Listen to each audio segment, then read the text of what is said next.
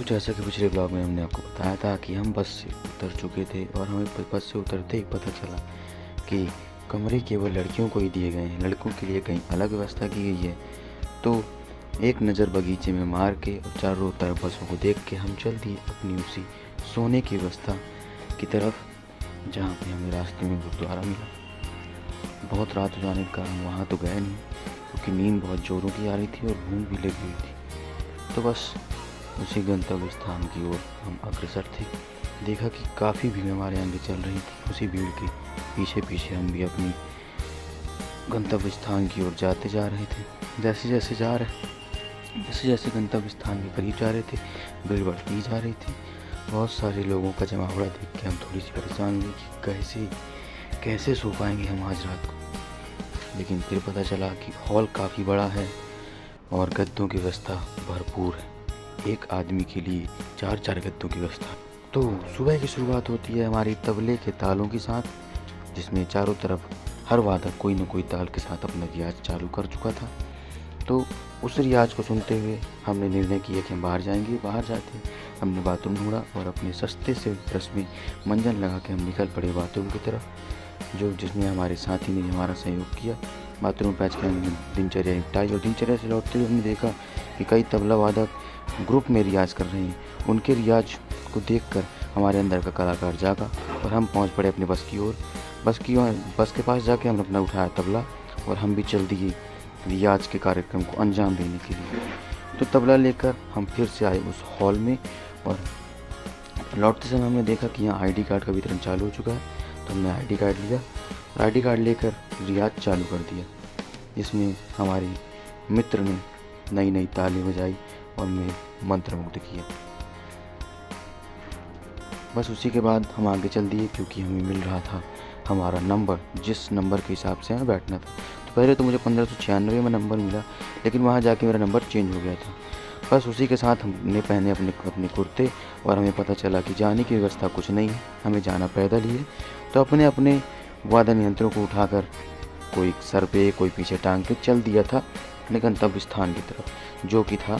तो बस तबलों को अपने सर पर उठाकर और नंगे ही पैर चल दिए थे अपने गंतव्य स्थान की ओर, क्योंकि कुछ सज्जनों ने हमारी चप्पल अपनी समझकर पहन ली थी और पता नहीं कहाँ गायब हो गए थे।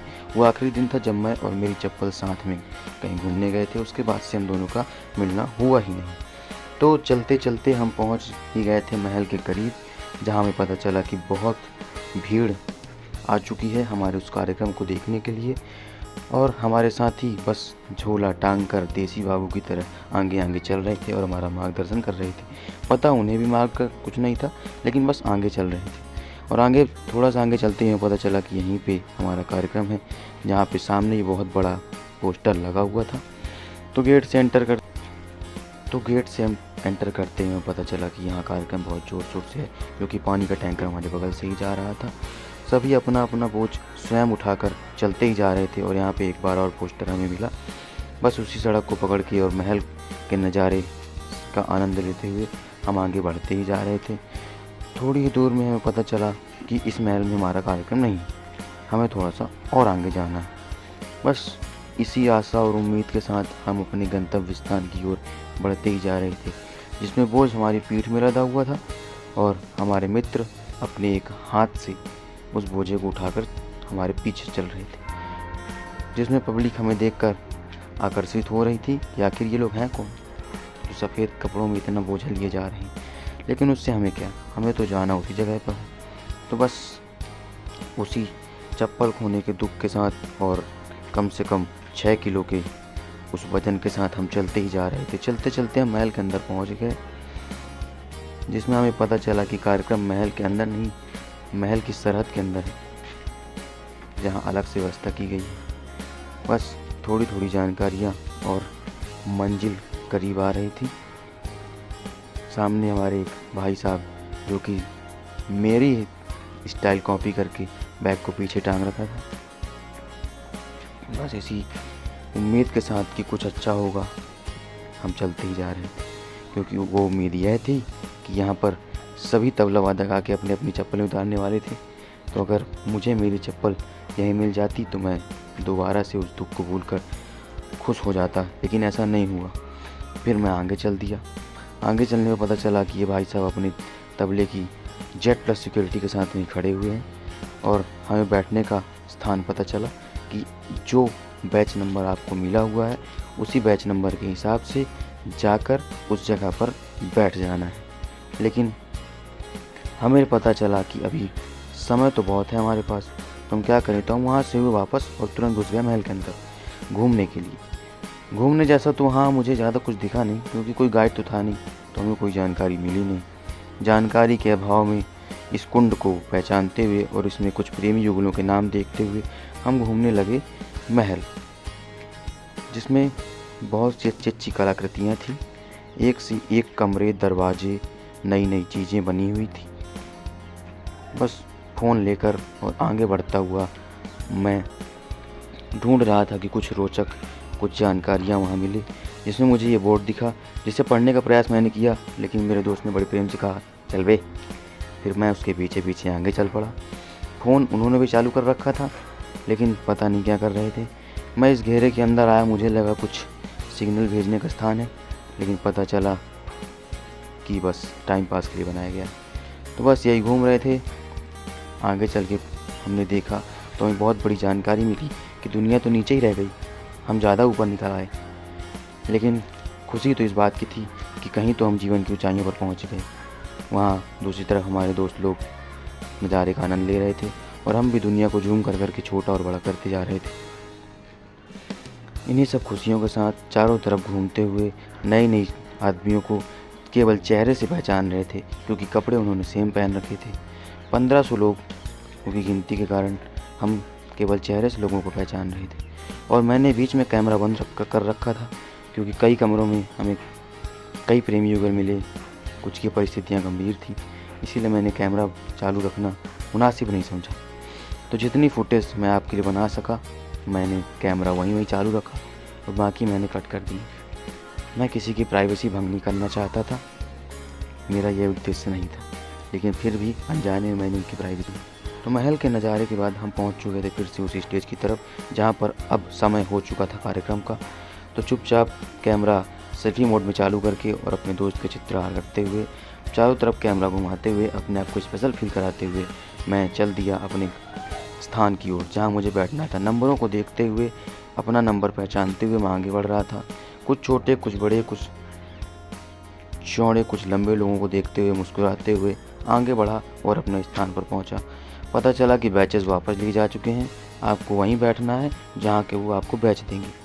तो पहले मैंने किसी भी स्थान पर तबला रखा और वहीं से एक आध नज़ारों का चित्रण किया।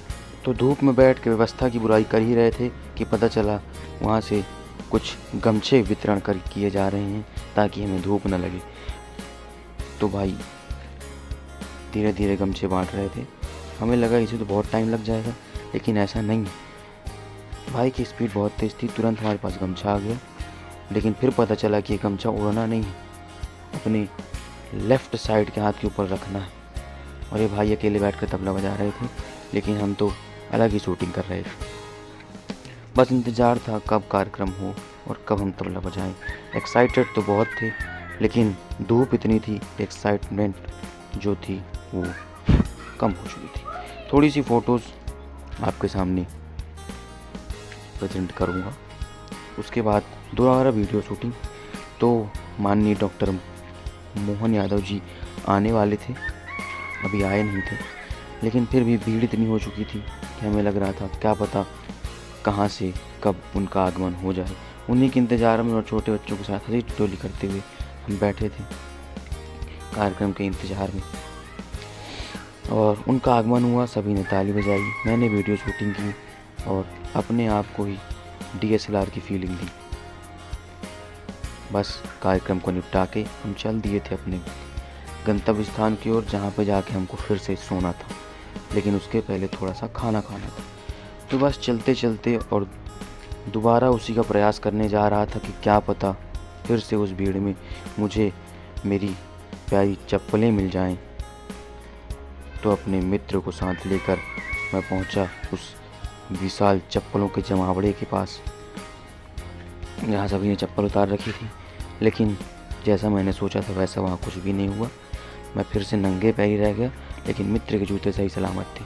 मित्र ने जूते उठाए और चुपचाप निकल लिए एक कोने में। बोला पहले मैं जूते पहनूंगा फिर ही जाऊंगा। लेकिन मेरे पास तो ऐसा कुछ काम ही नहीं था, तो मैं बस वही नंगे पैर अपने दुख को याद करने लगा और मेरा मित्र बहुत तेज से ठहाके लेकर जूते पहनने लगा। बस भीड़ को देखते हुए और सभी को प्रेम स्नेह से हाथ मिलाते हुए और अपने आपसी लोगों के साथ जाते हुए देखते मैं खड़ा था। इसी के साथ कुछ नए नए मित्र मिले और हम चल दिए दोबारा अपने गंतव्य स्थान के यात्रा।